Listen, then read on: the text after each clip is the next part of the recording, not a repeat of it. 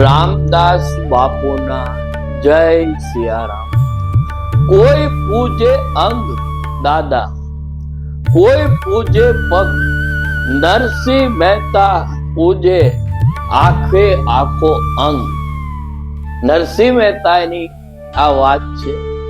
કોઈ પગની પૂજા કરે છે, કોઈ માથાની પૂજા કરે છે, તિલક કરે, કોઈ શરીરની પૂજા કરે છે. નરસિંહ મહેતા કહે છે કે હું તો તમારા આખા અંગને પૂજું છું, કારણ કે મારું તો તમારા સિવાય કોઈ નથી.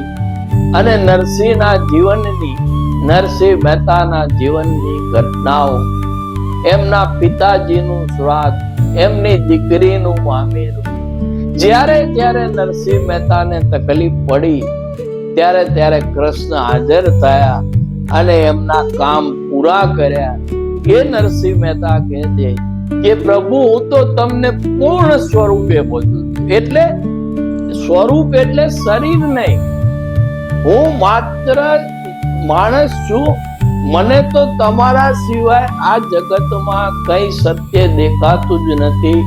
માત્ર સત્ય છે તો એ તમે જો, અને સત્યની હું પૂજા કરું છું.